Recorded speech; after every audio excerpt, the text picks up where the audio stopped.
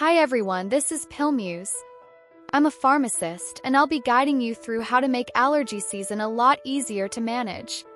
Today, we'll look at a practical routine for handling fall allergies. Many of you struggle with runny nose, congestion, sneezing, or itchy, watery eyes from allergic rhinitis or conjunctivitis. In this video, I'll show you, based on real pharmacist know-how, which medicines to use, when to start them, and the safety points you need to remember. By the end, you'll have a clear plan to get through allergy season more wisely, and with far less misery.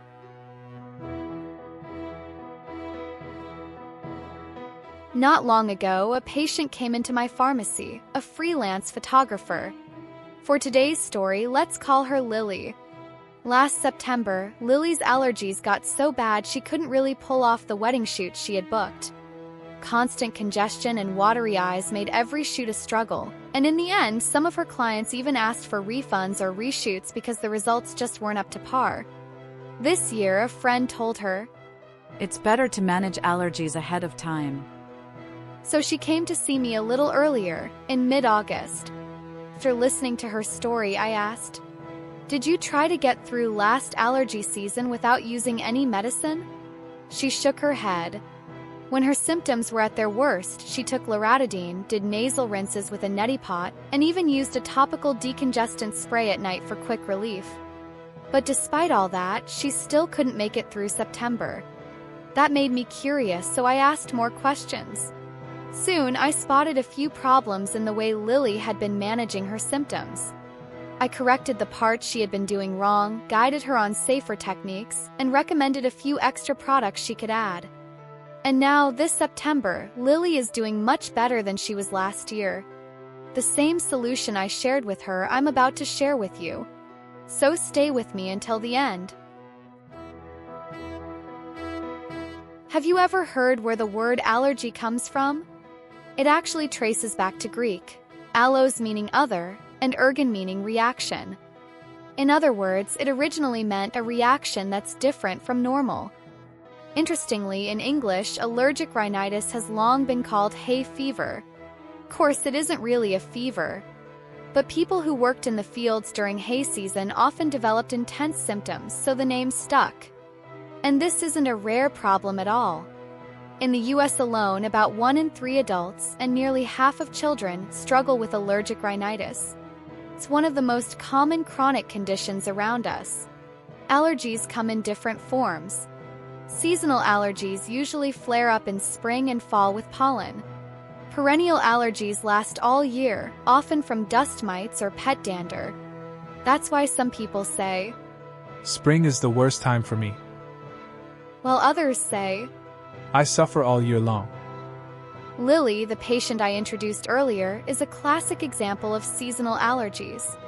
And allergies aren't limited to sneezing or nasal congestion.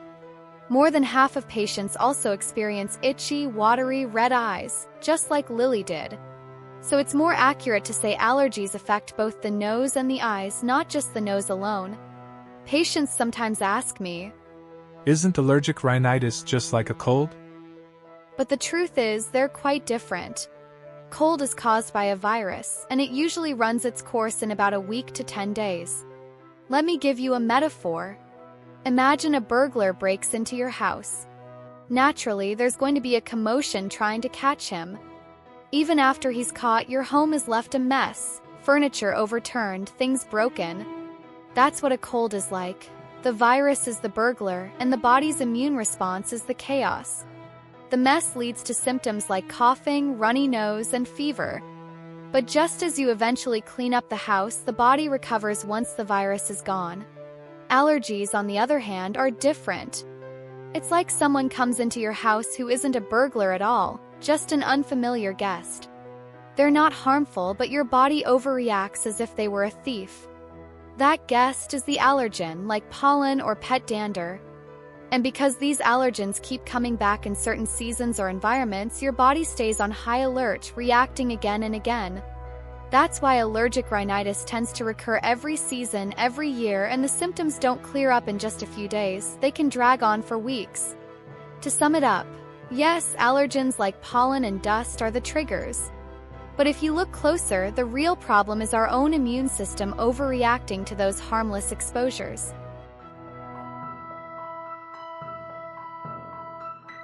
So let's take a look, in pathophysiological terms, at what's really happening in the body when allergies strike. When allergens like pollen, dust mites, or pet dander enter the body, they're usually harmless substances, but the immune system mistakes them for dangerous invaders. It immediately goes into defense mode. Immune cells activate and release a flood of histamine. Histamine is the main culprit behind sneezing, runny nose, and itchy eyes. Dilates blood vessels, swells the nasal lining, and ramps up mucus production, leading to that stuffed, dripping nose. These are supposed to be protective reactions, meant to flush out intruders and block more from coming in. But because there's no real enemy, the response feels overwhelming and miserable.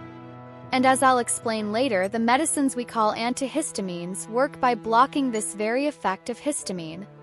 But histamine isn't the whole story. Other inflammatory messengers, like leukotrienes and prostaglandins, join in and prolong the response. That's why for some people it's not just a few hours of discomfort, but days of congestion, watery eyes, and itching. So to sum it up, the real problem in allergies isn't the harmless particles themselves, it's our immune system's overreaction to them, creating an inflammatory response. And that's why the heart of allergy treatment lies in calming down that overreaction and controlling the inflammation.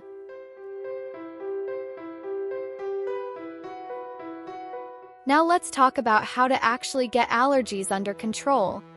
When most people think of allergy medicine, antihistamines are the first thing that come to mind.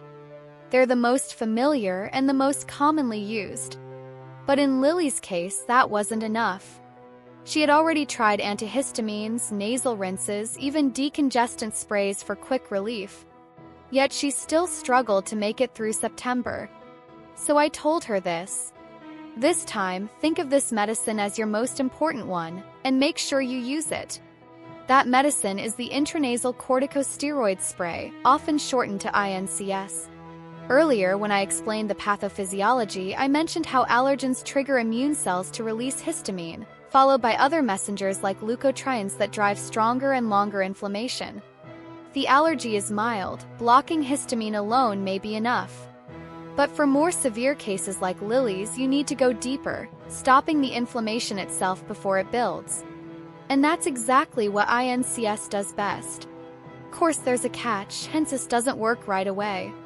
It usually takes 3 to 4 days to notice improvement, and you often need at least 2 weeks of daily use for full benefit. That's why you should start 2 to 3 weeks before allergy season kicks in, so by the time peak season arrives, your body is already stabilized.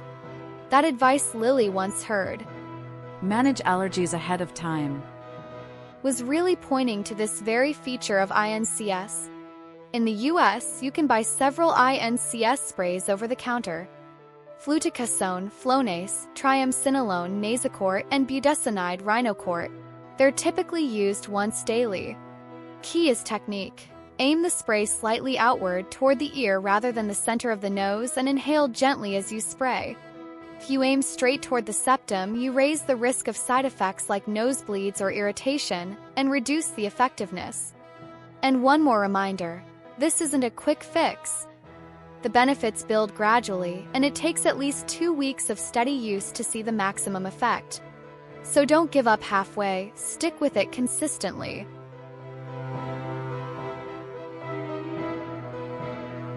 Second, antihistamines. They're the allergy pills most people recognize. As we covered earlier, when you're exposed to an allergen, immune cells quickly release histamine, a key driver of sneezing, runny nose, and itchy eyes.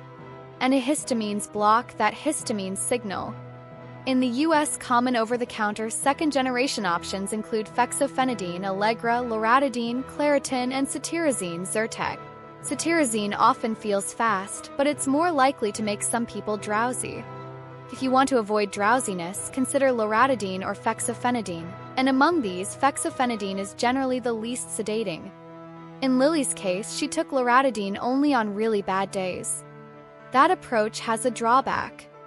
With repeated allergen exposure, the nasal lining can become more sensitive, so symptoms can feel worse. For seasonal allergies, it often helps to take a second-generation antihistamine daily throughout the season to keep histamine activity blocked and symptoms steadier. Antihistamines aren't just pills. If your eyes are the main issue, itching, tearing, add an antihistamine eye drop such as ketotifen, Zatador, or olopatadine patati and use it as directed on the label.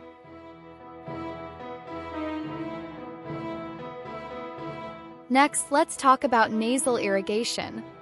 Allergies happen when your body overreacts to things like pollen or dust, causing all those uncomfortable symptoms. Rinsing the nose helps wash out those allergens physically, which can ease the reaction. But here's the key. If you use plain tap water, the difference in osmotic pressure can sting the nasal lining and feel really uncomfortable. That's why you need to use saline solution. The safe way is to take a pre-mixed saline packet, add it to a rinse bottle or neti pot, and dissolve it in distilled, sterile, or previously boiled water that's been cooled. That way, you're making a safe saline rinse. This was actually one of Lily's mistakes. She mixed the packet with straight tap water, which can pose rare but serious risks like amoeba infections. That's why it's so important to use only distilled, sterile, or boiled and cooled water. There are two main types of nasal rinse devices. The first is the neti pot. Shaped like a little teapot, it lets the saline flow gently by gravity, making it less irritating. The second is the squeeze bottle, which uses pressure from your hand to flush saline through the nose. This can be more helpful when you're really congested. Always follow the instructions on your product, but typically you'll use about 120 to 240 milliliters in one rinse. After rinsing, blow your nose gently. Blowing too hard can push fluid toward the ears and increase the risk of ear problems or even infection. And don't overdo it. Too frequent rinsing can actually irritate the nasal lining. For most people, 1 to 2 times a day on a regular basis is ideal. Finally, remember, nasal irrigation is a supportive therapy, not a replacement for medication. But when done consistently, it really can reduce symptoms and even help your medicines work better.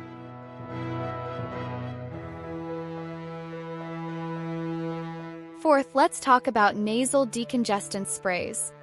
When allergic rhinitis makes the nasal lining swollen and narrow, we feel stuffy or blocked. Decongestant sprays work by shrinking that swelling. The most common active ingredients are oxymetazoline, Afrin, xylometazoline, Otrivin, and phenylephrine, neosynephrine. These sprays can clear a blocked nose within just a few minutes, giving very fast relief. But because of that instant effect, many people think of them as a cure-all for allergies and end up using them too often. As in Lily's case, using them daily can backfire, causing rebound congestion, swelling, irritation, or even nosebleeds. That's why the golden rule is, no more than 3 days in a row. They're not meant for daily long-term use. And if you've already tried the 4 approaches we've covered, steroid spray, saline rinse, antihistamines, and proper decongestant use, but your symptoms are still severe, it's time to talk to a doctor. In that situation, prescription options like intranasal antihistamines or steroid antihistamine combination sprays may be considered. Finally, let's wrap up with today's key takeaways, the same solution I gave Lily. First, start your nasal steroid spray once daily, beginning 2 to 3 weeks before allergy season, and keep it up for at least 2 weeks to reach full effect. Second, don't just take an oral antihistamine on bad days. For steadier control, use it consistently throughout the allergy season. If your eyes are bothering you, add an antihistamine eye drop. And on days with lots of filming or outdoor activity, make sure you carry it with you. Third, do nasal rinses once or twice a day. Always use distilled, sterile, or boiled and cooled water to mix with the saline packet and make your rinse solution. Never use plain tap water. Fourth, nasal decongestant sprays work quickly, but daily use can make things worse. Use them only for short stretches and only when you really need relief. Fifth, if you've followed all 4 steps and your symptoms are still hard to manage, it's time to see a doctor and discuss prescription options. That's all for today's video. Have you ever struggled with allergies the way Lily did? Share your story in the comments. Your experience might be exactly what someone else needs to hear. Here's what I always tell my patients. Health isn't everything, but without it, everything is nothing. Subscribe, like, turn on notifications, and keep watching this channel. Every bit of knowledge brings you closer to taking control of your health. And if you'd like to see an alternate version of today's video, featuring different cuts of the visuals used, check out my Patreon. It's all there for curious minds. Just follow the link in the pinned comment.